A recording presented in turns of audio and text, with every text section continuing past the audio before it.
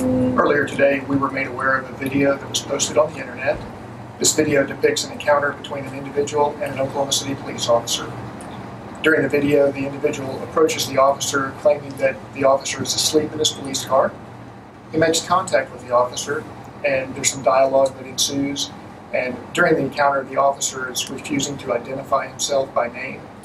And later in the video, the subject videos some more of his police car and then makes contact with the officer a second time. During that second encounter, the officer takes the video camera from the officer before the video goes dark. Shortly after that, the subject had left the scene and later calls 911. Two officers responded and spoke with the subject, and they'd requested a supervisor to respond as well. During that conversation, the individual decided he wanted to cancel the call and left the scene before a supervisor could arrive and speak with the subject. So currently, we're working off of the video that was posted on the internet. We haven't had an official complaint filed from the individual, so we're kind of working this backwards right now just with what was posted on the internet. An administrative investigation is currently underway, and we're waiting for the outcome of that. But at this point, we have not received an official complaint from the individual. Do you know where this encounter occurred? I believe it was off Hudson 4th. Around what time? I do not know what time it was.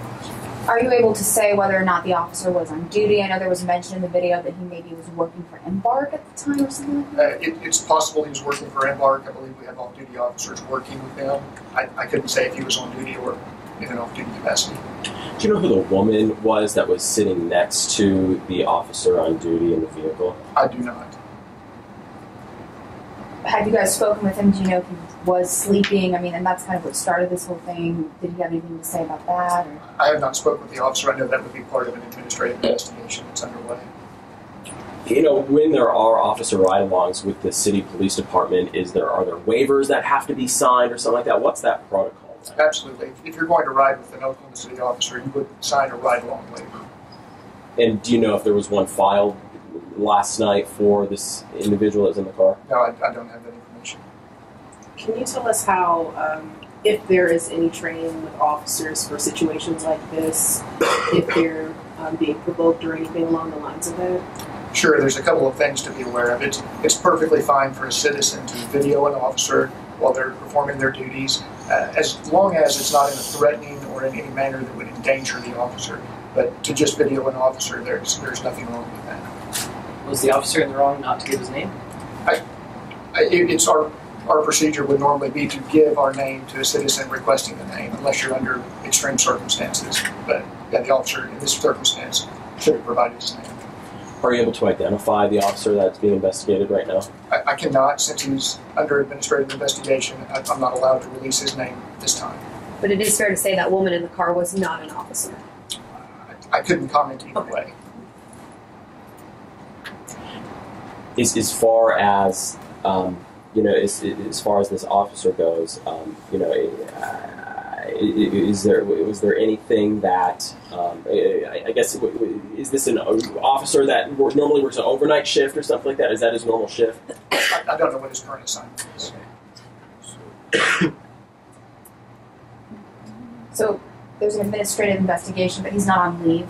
Yeah, currently he's not on administrative leave, but he is the subject of an administrative investigation.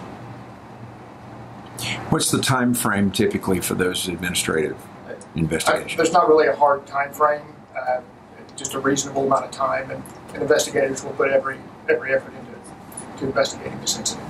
And just to be clear, this incident happened Wednesday night, correct? I don't know the exact time of it. I was made aware of it earlier today.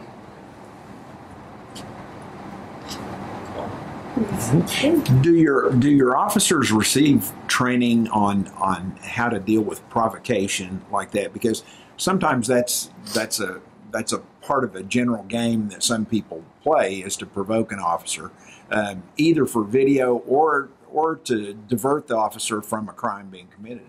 Sure, we're made aware of the possibility of someone trying to motivate you to do something you shouldn't. Encounters with citizens and how to properly handle it.